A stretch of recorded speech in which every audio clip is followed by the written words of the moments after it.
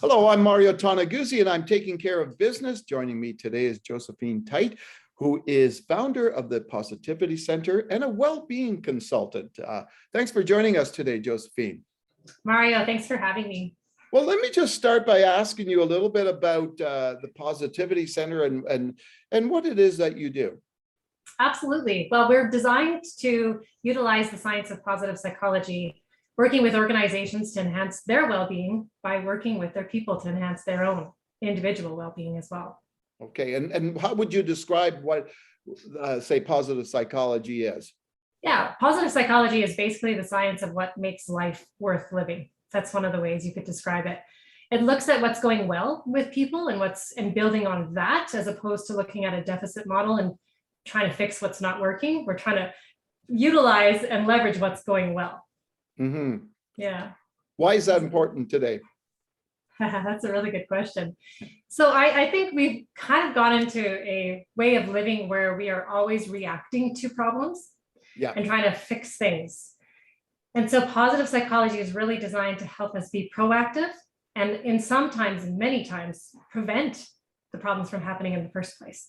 So when you look at, burnout, stress, fatigue, all those kinds of things, largely, if you're aware of some of the precursors, you can catch it before it gets to a place where you completely resign from living life or working or caring or whatever it is that you do.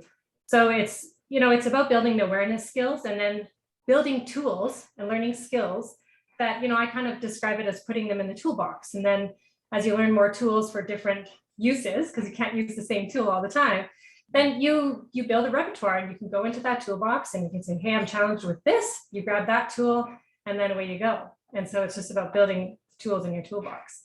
What have you seen, Josephine, in the last 2 years? Obviously, we've gone through some difficult times, a lot of change. Pandemic has thrown our world upside down in many ways. What have you seen in general with the sort of the mental health of the average person out there? Yeah, I'm not sure if I would use the word average. Some people have absolutely flourished and thrived through these times, and others have just took a turn for the worse. Yeah. And I think it just depends on what shifted in your life. Some people have had opportunities to really live out their values more intentionally, and other people have had their values actually tossed to the wayside and they haven't been able to live in alignment with those. So it's really hard to just say average. Even myself as a professional and just as a person, I've experienced a lot of heartache and loss, coming to the pandemic with a lens in positive psychology, of course, understanding the science of what a smile does. I was devastated when the mask mandate happened because I thought to myself, what will we do if we can't see people smile anymore? Yeah. So I understood the psychological and the neurological components that were being blocked because we couldn't see the smile anymore. So everyone's coming to this from a bit of a different lens. And so, some people are absolutely thriving and some not so much. Yeah. Okay. Now, obviously, throughout the pandemic, it's kind of, I guess, heightened awareness of people's isolation and loneliness, et cetera. I understand you have a little bit of a project there you're thinking about in regards to this. Maybe you could explain to people what you're thinking and hoping to do. Well, I'll maybe just backtrack one step before that, which was prior to COVID, I was working one-on-one, usually with a senior who lived in long-term care. Yeah. And I provided them some emotion coaching services. So I basically was helping them with their emotional wellness. And I became non-essential when the pandemic hit. I haven't been back in. We've actually pivoted, which is why I say Positivity Center is about helping organizations, because we had to pivot. We couldn't work one-on-one with people anymore. And so that's exactly what premises this conversation of what did I notice and why do I want to do a project which talks about, addresses and it's a little bit more proactive about what's happening in terms of people feeling lonely and feeling isolated. One of the things we know in our industry and in many industries, and people would probably agree with this, and I'm sure you would, is relationships are basically essential. We need relationships to live. And that was one thing that got taken away from a lot of people. And one of the heightened areas that we saw that happening in was senior care, industries. And so, yeah, it really got me thinking, how could we do this aging thing differently? And not just necessarily for somebody who's at the end of their life, because the thing about thinking about someone with the end of their life means that there's something happening before they've even got to their end of the life that, triggered the way, if we've done them wrong at the end of their life and they're not living that quality life that they could, well, then there's something happening in the lifespan that's contributing to that, right? And yeah, so it's birthed this project. We really want to create a care society where we are implementing the foundational principles of positive psychology. I kind of call it a heart-based model. I think that we've got our body to take care of. We've got our heart to take care of. You could consider that your emotional world. And we've got our minds to take care of. You could consider that your thought world. And we really have to take care of those three worlds. And right now, our healthcare system focuses on making and helping the body live long. And we've kind of forgot about how the thoughts and the emotions, if you will, the psychological, the neurological components of life help us live our best lives and contribute to better physical health.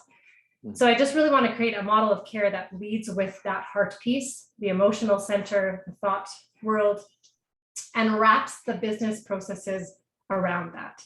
Because right now it's flipped around, right? We lead with health and then we try to integrate people-centered service, people-centered care, caregiver-centered care. We try, like, people will bring me in and I'll facilitate, and they're just trying to integrate these little pieces of well-being into the current existing model, which is failing.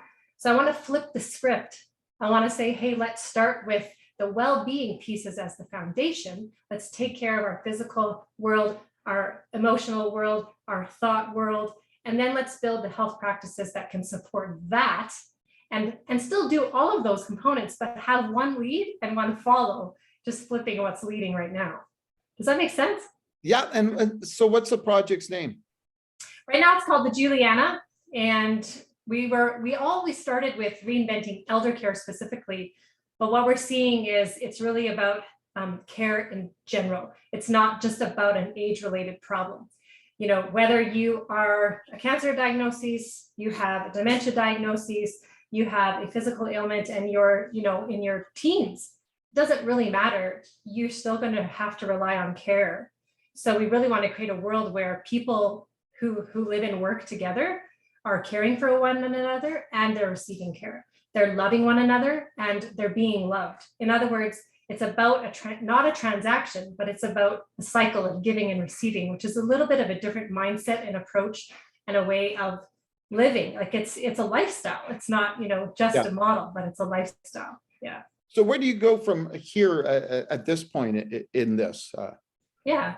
So it's been my, one-on-one coaching that is, well, actually prior to the one-on-one coaching, it was reading the research, right? Learning from the field of positive psychology and well-being, trying it out on my clients, noticing it worked, and then imagining what it could look like at a large scale. So we have a small task force at this moment in time, some people that are interested in making this an actual reality. And I think the next step is just finding a builder and an investor who want to just start with a small little house and give this a try, almost like a pilot project, and see what could this actually look and feel like, and what's the difference it could make. Yeah. Well, that's cool. That's a great idea. And it's obviously something that's much needed, especially in this day and age. Thanks, Josephine, for joining us today. Thanks, Mario.